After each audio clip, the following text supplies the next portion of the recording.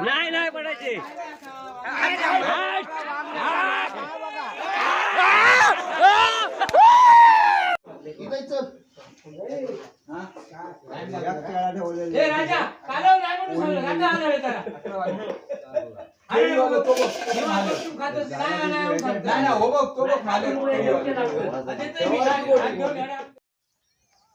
नमस्कार मित्रांनो, मी राज सारंग आणि आता मी आलो आहे कोकणातल्या आमच्या वराड या गावामध्ये।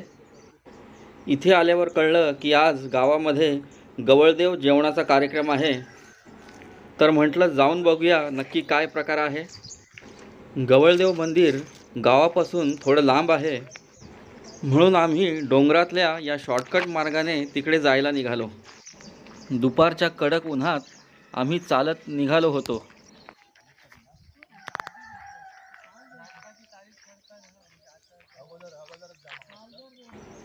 चालता चालता रस्त्यामध्ये ही करवंद दिसली आणि ही कच्ची करवंद पाहून तोंडाला पाणी सुटलं आणि खाण्याचा मोह काही आवरला नाही।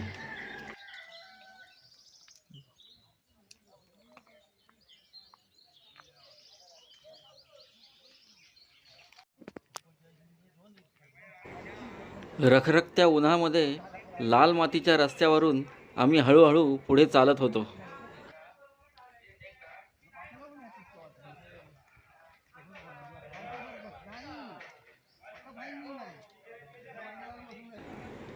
एवढं ऊन लागत होतं तरीही हा लाल मातीचा रस्ता पाहून मला गाणं आठवलं, ही वाट दूर जाते स्वप्नामधील गावा।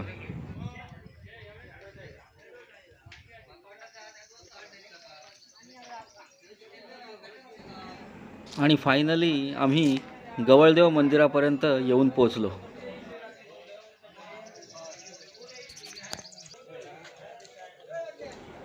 आणि ही आमची भावी पिढी गाव भटकून बरोबर वेळेवर हजर झाली।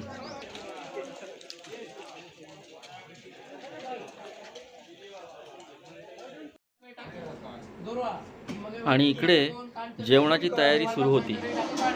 मित्रांनो, गवळदेव म्हणजे श्रीकृष्णाचंच एक रूप। गुरे राखणारा गवळी म्हणजेच गवळदेव। वर्षातून एकदा या देवाला नैवेद्य दाखवून जेवण केलं जातं, यालाच गवळदेव जेवण असं म्हणतात। या जेवणाची खासियत म्हणजे या कार्यक्रमाला फक्त पुरुष मंडळीच असतात आणि ते स्वतः जेवण बनवतात। आपली आणि आपल्या गुरंढोरांची देवाने काळजी घ्यावी यासाठी या देवाला हा मान दिला जातो। तसेच गावकऱ्यांपैकी एका पुरुषाला प्रतिकात्मक वाघ बनवला जातो आणि त्याला देखील नैवेद्य दाखवला जातो। आणि मग सर्व गावकरी मिळून या वाघोबाला दगड मारून आणि काठ्या दाखवून हुसकवून लावतात। कुठल्याही जंगली प्राण्यांनी आपल्या गुरंढोरांना कोणतीही इजा करू नये अशी यामागची भावना असते।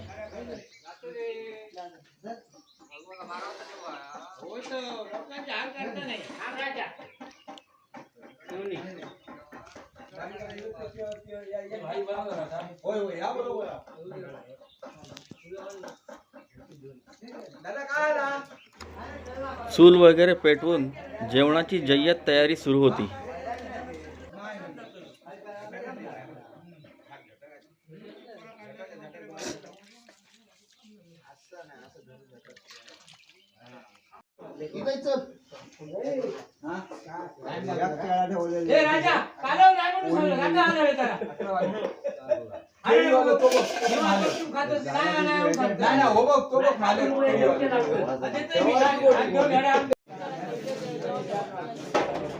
जेवण तयार झाल्यावर अशा प्रकारे नैवेद्य दाखवला जातो।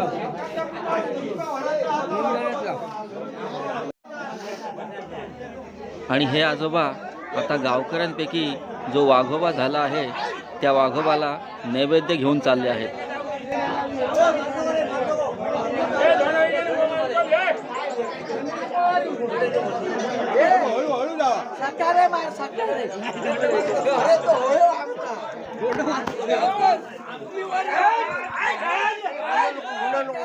नाही नाही नाही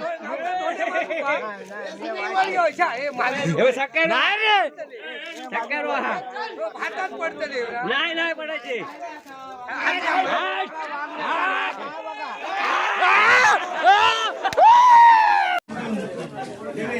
वाघोबाला जेवण दिल्यानंतर मग सर्व गावकरी एकत्र जेवायला बसतात.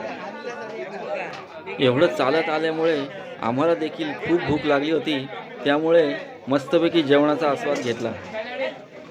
मंडळी, कोकणातल्या या परंपरेबद्दल तुम्हाला काही अजून माहिती असल्यास कमेंटमध्ये नक्की सांगा आणि आपलं चॅनल राज सारंग व्लॉग्सला नक्की सबस्क्राईब करा आणि आपलं फेसबुक पेज राजेंद्र सारंगला फॉलो करायला विसरू नका.